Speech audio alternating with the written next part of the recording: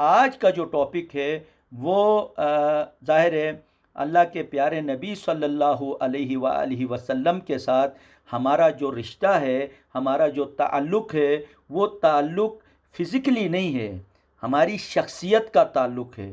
بحیثیت انصار مدنی میں ایک جسم رکھتا ہوں، کان رکھتا ہوں، بال رکھتا ہوں، یہ میٹر نہیں کرتا ہے۔ میں جو میری سوچ ہے، اپروچ ہے، میرا جو عقیدہ ہے، جو اسلام نے ہمیں سکھایا ہے، قرآن نے ہمیں سکھایا ہے، اللہ کے پیارے نبی صلی اللہ علیہ وآلہ وسلم نے ہمیں سکھایا ہے، اس کی بنیاد پہ جو میری شخصیت بن رہی ہے، میرا جو رویہ بن رہا ہے، وہ اہمیت کا حامل ہے۔ اور ہم یہاں پہ جو چیزیں ڈسکس کریں گے وہ شخصیت سے متعلق چیزیں ڈسکس ہوں گی، شخص سے متعلق چیزیں ڈسکس نہیں ہوں گی۔ مثلا میرا آپ کے ساتھ تعلق جو ہے شخص کی بنیاد پہ نہیں ہے، شخصیت کی بنیاد پہ ہے۔ یعنی آپ کے اندر روح ہے، آپ کے اندر میں ہیں، آپ جسے خودی کہتے ہیں، یعنی بہت سارے نام دیتے ہیں، تو ان ناموں میں بنیادی طور پہ آپ کی شخصیت ہے، آپ کی سے ہے، آپ کی میں ہے، آپ کی خودی ہے۔ اور جیسے کہ میں اکثر کلاس میں کہتا کہ خودی کو کر بلند، تو خودی کو کر بلند کیسے بلند کر سکتے ہیں؟ ہم صبح شام جو ہے ایکسرسائز کریں جس کی وجہ سے ہمارا جسم بڑھ جائے، جسم مراد نہیں ہے، شخصیت بڑھ جائے۔ شخصیت یعنی اچھی سوچ، اچھی اپروچ، اچھا خیال ہماری ذات کا حصہ بنے تو ہم روزانہ کی بنیاد پہ بڑے ہوتے رہیں گے۔ مثلا آج تک ہمیں یہ معلوم نہیں تھا کہ ماں باپ کی عظمت ہے۔ مثلا ماں باپ جب بات کریں تو ہمیں بیچ میں ٹوکنا نہیں ہے، یہ ہمیں پتہ نہیں تھا۔ آج اگر ہمیں پتہ چلے تو آج کے بعد ہم کیا کریں گے؟ ماں باپ جب بات کریں تو ہم خاموش رہیں۔ ہماری خاموشی بنیادی طور پہ ہماری شخصیت میں ہم بڑے ہوئے ہیں کہ پھر اس کی پہچان ہوگی، کیونکہ جو بڑا آدمی ہوتا ہے وہ اچھی سوچ کو اڈاپٹ کرتا ہے۔ یہاں پہ اللہ کے پیارے نبی صلی اللہ علیہ وآلہ وسلم تمام نبیوں پر افضل ہے۔ کس سینس میں؟ کہ آپ کی جو تعلیمات ہیں، آپ کا جو مقام و مرتبہ خدا کے ہاں ہے، اس کی بنیاد پہ آپ ان تمام انبیاء پہ عظمت رکھتے ہیں، تو وہ سوچ کیا ہے، وہ اپروچ کیا ہے، وہ ان احادیث میں ہمیں ملتا ہے۔ مثلا حدیث عربی زبان کا ظاہر لفظ ہے، حدیث بات کو کہتے ہیں۔ جیسے کہ ہم آپس میں بات کرتے ہیں، عربی میں اس کو حدیث کہیں گے، اور حدیث کی جمع احادیث ہے، باتیں، ٹھیک ہے۔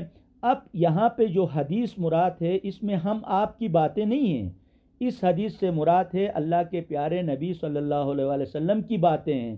جو ہی لفظ حدیث ہمارے کان میں پڑتا ہے تو اس میں ہم آپ کی باتیں مراد نہیں لی جائیں گی، بلکہ اللہ کے پیارے نبی صلی اللہ علیہ وسلم جو معصوم ہے، جو معصوم عن الخطا ہے، جس سے آپ جو ہے انبیاء کے ایک صفت ہے عصمت کی، کہ وہ کبھی بھی گناہ نہیں کر سکتے ہیں، تو اس کو کہتے ہیں عصمت۔ تو اب انبیاء کیا ہے؟ معصوم ہیں۔ تو اب ظاہر ہے وہ معصوم جو نبی ہے وہ جب بات کرتے ہیں تو وہ ہم سب کے لیے راہ ہدایت ہے، یعنی ہدایت پانے کے لیے ذریعہ ہے۔ اب اس میں سے اس لیے جو محدثین تعریف کرتے ہیں، قول فعل تقریر رسول کو کیا کہتے ہیں؟ حدیث کہتے ہیں۔ قول مطلب جو منہ سے بتایا جائے، فعل مطلب جو کیا جائے، عمل کیا جائے، اور تقریر یعنی خاموشی۔ جیسے کہ ہم بھی دیکھتے ہیں گھر کے اندر، آپ دیکھیں، اس کو سمجھنے کے لیے میں مثال دے رہا ہوں۔ گھر میں والد ہے، والد جب منہ سے بات کرتے ہیں تو اس کو قول کہتے ہیں، چونکہ اس کے الفاظ آپ سنتے ہیں اپنے کانوں سے، وہ اپنی زبان سے ادا کرتے ہیں، اس کو کہتے ہیں قول۔ قول ابی یعنی باپ کی باتیں۔ اب اسی طریقے سے آپ کا والد جو ہے منہ سے کچھ نہیں کہتے ہیں، آپ کے سامنے چائے پیتے ہیں، ٹوپی کون سے پہنتے ہیں، کھانا کیسے کھاتے ہیں، وہ کرتے ہیں، آپ کو ڈانٹتے کیسے ہیں۔ بعض بچوں کے جو ہے اللہ نہ کرے پٹائی بھی لگتی ہے، ٹھیک ہے، میری تو تمنا یہ ہے، خواہش یہ ہے آپ کی پٹائی نہ لگے، بالفرض اگر بالفل پٹائی لگتی ہے تو وہ بھی ایک فعل ہے نا۔ اسی طریقے سے یہ ہو گیا باپ کا فعل ہو گیا۔ اسی طریقے سے آپ اپنے ابو کے سامنے کوئی کام کر رہے ہیں اور ابو دیکھ بھی رہے ہیں لیکن کچھ نہیں کہتے ہیں، ٹھیک ہے، آپ کوئی چیز کھا رہے ہیں، ابو نے دیکھا، اگر وہ چیز آپ کی لیے نقصان دہ ہوتی تو وہ منع کرتے، ان کا منع نہ کرنا، خاموشی اختیار کرنا در حقیقت کیا ہے، آپ کے لیے وہ کام اچھا ہونے کی ضمانت ہے۔ اس کی خاموشی تقریر یعنی اس کی خاموشی آپ کے کام کے صحیح ہونے کی ضمانت ہے۔ تو اس لیے کہتے ہیں قول رسول، فعل رسول اور تقریر رسول، تو یہ تین حصے ہو گئے یعنی حدیث میں۔ تو یعنی اس کا مطلب کیا ہوا، اللہ کے پیارے نبی صلی اللہ علیہ وسلم کی بات بھی ہمارے لیے حدیث ہے، اللہ کے رسول صلی اللہ علیہ وسلم کا فعل بھی ہمارے لیے حدیث ہے، اور اللہ کے پیارے نبی صلی اللہ علیہ وسلم کی خاموشی بھی ہمارے لیے حدیث ہے۔ یہ حدیث جب بھی آپ لفظ حدیث سنتے ہیں تو یہ تینوں چیزیں ہمارے سامنے آتی ہیں، ٹھیک ہے، ہو گیا۔ اب آگے ظاہر ہے، اب جب ہم نے حدیث کہا تو حدیث میں کیا چیز ہے، تو آج بنیادی طور پہ یہ سمجھ لیجئے گا، حدیث میں آج کی کلاس میں اتنا آپ سمجھ لیجئے گا، دو حصے۔ پہلا حصہ جس کو راویان حدیث کہتے ہیں، روایت کرنے والے، دوسرا حصہ متن حدیث کہلاتا ہے۔ مثلا ہم کیا کرتے ہیں اپنے گھروں میں بھی، گھر میں کوئی بات ہو تو ہم کہتے ہیں کل فلاں گاؤں جانا ہے، تو آپ سامنے سے پوچھتے ہیں کس نے کہا، تو آپ کہتے ہیں ابو نے کہا، امی نے کہا، بھائی نے کہا۔ اب آپ نے ابو نے کہا، بھائی نے کہا، اس کو حدیث کی زبان میں راویان حدیث کہتے ہیں۔ آپ نے ابو سے سنا، ابو نے چاچو سے سنا، چاچو نے دادا سے سنا، ٹھیک ہے نہیں، آپ نے کس سے سنا، اپنے ابو سے سنا، ابو نے آپ کے دادا سے سنا یعنی اپنے والد سے سنا، ان کے والد نے اپنے دادا سے سنا، ٹھیک ہے۔ تو یہ جو ہم حوالہ دیتے ہیں، ریفرنس دیتے ہیں، اس کو حدیث کی زبان میں راویان حدیث کہتے ہیں۔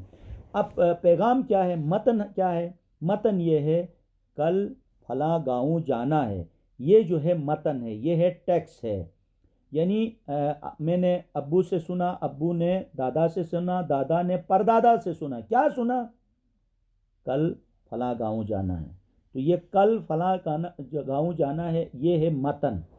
اب حدیث میں کیا ہے، سیم اسی طریقے سے آپ یہ دیکھیں، حدیث میں جو ہم سنتے ہیں کہ پہلی حدیث جو ہے ان عبداللہ رضی اللہ عنہ قال، یعنی ان عبداللہ سے، یہ عبداللہ نام ہے، ان سے روایت ہے، وہ کیا فرماتے ہیں، قال، وہ کیا فرماتے ہیں، قال کا عربی میں کیا ہے، قال کہا، کس نے کہا، عبداللہ نے کہا، قال رسول اللہ صلی اللہ علیہ وآلہ وسلم، اللہ کے نبی صلی اللہ علیہ وسلم نے فرمایا، ٹھیک ہے، کیا فرمایا۔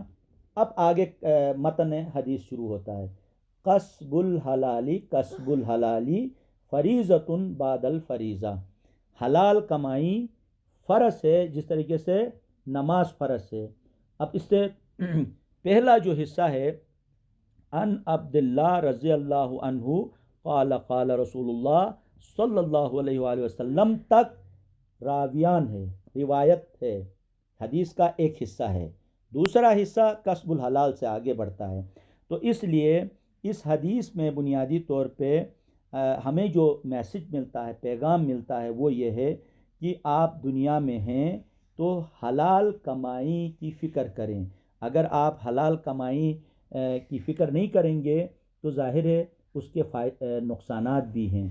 ہم سر دست جلدی کچھ احادیث پڑھیں گے اور ان احادیث کا ما فی الضمیر، ظاہر ہے وہ حدیث میرے لیے ہے تو مجھے سوچنا چاہیے، میں سوچوں گا تو اس سوچ کی بنیاد پہ اس حدیث سے میری شخصیت بنے گی۔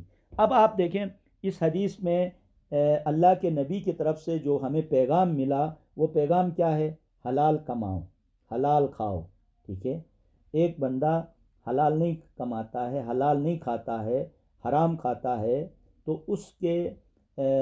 اس کا کیا نقصان ہے؟ ایک حلال کھاتا ہے تو اس کا کیا فائدہ ہے؟ یہ سوال بنتا ہے نا۔ بالفرض ایک بندہ حلال کماتا ہے، حلال کھاتا ہے، ایک بندہ حرام کماتا ہے، حرام کھاتا ہے، تو دونوں سیم تو نہیں ہو سکتے ہیں، ایک کا فائدہ ہوگا، ایک کا نقصان ہوگا۔ تو فائدہ کیا ہے، نقصان کیا ہے؟ اب آپ دیکھیں اس کی بہت ساری تفصیلات میں نہیں جاؤں گا کیونکہ ٹائم ہمارے پاس بہت کم ہوتا ہے، ہم مختصراً بات کریں گے۔ وہ جو ہمارے ارد گرد چیزیں ہیں، مثلا آپ کوئی بھی نوالا آپ کھاتے ہیں تو اس کا اثر آپ پہ ہوتا ہے۔ مثلا صبح آپ نے مرغن غذا کھایا، مرغن سے مراد کیا ہے؟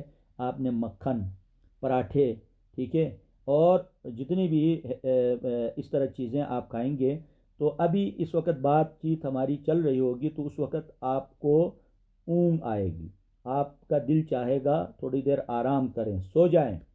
کیوں؟ آپ کا جسم آپ کا ساتھ نہیں دے سکتا ہے۔ کیوں نہیں دے سکتا ہے؟ کیونکہ آپ کے پیٹ میں جو غذا ہے وہ مرغن ہے، اس کے جگہ میں جیسے کہ یہاں پہ چائے کے ساتھ چھپٹی آپ کھا کے آئے تو نیند کہاں سے آئے؟